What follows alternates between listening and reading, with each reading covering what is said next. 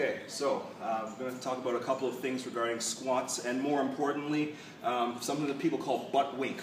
Butt wink refers to the posterior tilting of the pelvis as you lower yourself into the bottom phase of a squat. I personally believe that butt wink, that tilting action, a lot of trainers will tell their clients not to do it too deep, not to go too deep in their squat because of the fact that that tilting will happen for some at an earlier place in the squat than others.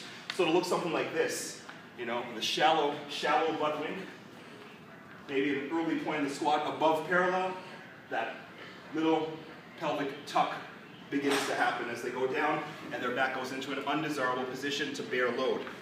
Now this is the caveat with that, that idea and that phenomenon, is that a lot of people take it a little bit out of proportion, in my opinion anyway.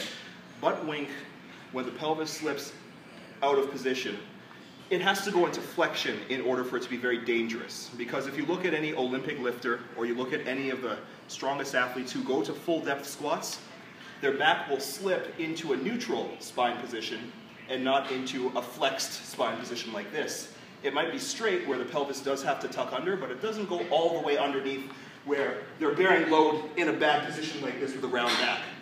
You know, for me right here, a good position will look something like this. When I've got weight on my arms, on my back, overhead, whatever, it's going to even be a little bit straighter than that. And so it shows that the back is okay to bear load, but you have to have a discerning eye in order to know when that threshold is reached. And again, with experience, that will come into play and so on.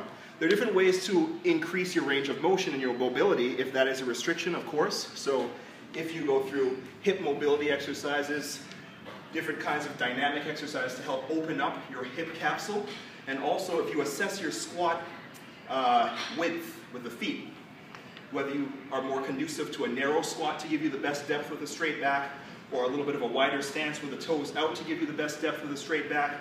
For me, my ideal squat width is something like this, and yes, my pelvis will tilt underneath, but my spine doesn't go into complete flexion, and once again, the flexion is what I believe is the dangerous thing.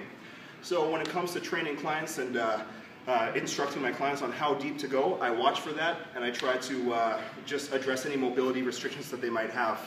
Another thing with regards to squatting is if you set up in a position that involves a lot of forward tilting of the pelvis to begin with, then the butt wink will be more severe. So what I mean, when you squat in your start position, you'll look something like this. So your hips will be straight.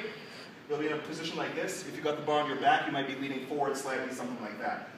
But if you set up with a severe arch in your back, then that means your hip flexors are pulling on your pelvis tighter, and your lower back is in extension. So it'll look something like this with a bar.